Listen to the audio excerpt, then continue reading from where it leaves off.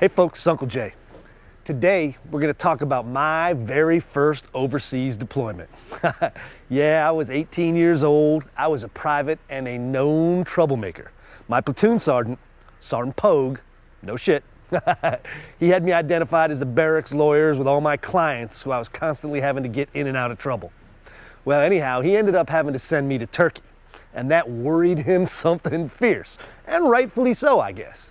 So part of my indoctrination and pre-mission training was to watch the movie Midnight Express so many times that I had a complete and unmitigated aversion to smuggling hashish and prison rape.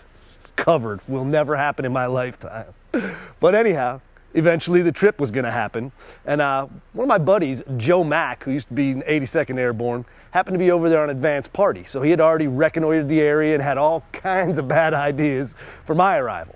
Now, the one thing I was absolutely and 100% forbidden to do was to go to a belly dancing bar that had been written down, that had been written on my hand, carved in my forehead. Everyone on earth knew that the one thing Jim was not allowed to do in Turkey was go to a belly dancing bar. So anyhow, McPherson picks me up at the airport, takes me to the hotel, drops my stuff off, tells me to meet him down in the hotel bar. Now, this was a really nice hotel. This was a pretty cushy gig. We were on full per diem. And it had one of them Gone with the Wind staircases and the big bar with mirrors and gorgeous stuff. And I get down there, Joe's sitting at the bar, hanging out, talking to the bartender, and he orders me a drink. He tells me what it is. He calls it Rocky. And I'm like, okay, Rocky, what? He says, well, it's like Ouzo. I'm like, Ouzo, cool. I know that. You know, you put a little ice in it, it turns milky, smells like anise, licorice. Good deal. I can drink some Rocky. So he hands me the glass, a little drinking glass like that, and macho man that I was, I tossed it back. And both his and the bartender's eyes got big for a second. Then Joe looks at me and says, oh, dude, I probably should have mentioned that's bootleg Rocky, and it's opium-based. Like, oh my God. So now here I am in Turkey. I am high on narcotics. And guess what Joe tells me next? You got it. We're going to a belly dancing bar. I'm like, what the fuck? At this point, you know, I'm probably dead anyhow, so let's go. And I'm feeling very interesting. As a matter of fact, I'm feeling nothing from my waist down. It's like a hovercraft. You know, I could move, but there was no legs, there were no feet, there was no perambulation. I was hovercrafting along. So I glided down the stairs, big Gone with the Wind stairs. We got outside and made our way to the belly dancing bar, which was downstairs, and I glid down those stairs. Got ourselves a table in the back. You know, it's classic, I guess, classic belly dancing place. There's a low stage, got some pillows and stuff, got the clang, clang, clang, clang guy playing a ching, ching, ching, and the girls doing the, you know, all the belly dancing stuff you'd expect. We get our table, guy comes around, offers us beers, and he says, hey, we've got some pretty ladies, would you like him to sit with you? We're like, well, yeah, but. And he says, well, yeah, but about $200. And we're like, yeah, but no, thank you. So we sat and nursed our beers and kind of adjusted to the fact that now, high as a kite, I'm in the bottom, you know, basement belly dancing bar somewhere in Turkey and hoping not to die was pretty much the extent of my thought process. At which point, the one thing which didn't need to happen happened. The bar got raided. And by raided, I mean scores of cops came running down the stairs, scores being 30 or 40. And they had different uniforms. The ones in green were like the underlings, green with white trim was like the NCOs, and then white with green trim was, I guess, their officers, because there were fewer of them, and they had jack boots on. And they had things to whack guys with. And they are just coming down the stairs, and they're grabbing people from the tables and hauling them up.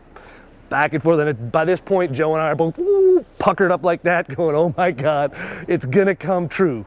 I'm going to Turkish prison. And we're sitting and waiting because it's inevitable. You know, they're going to get to us. We can't be missed. We're the only two Americans in there.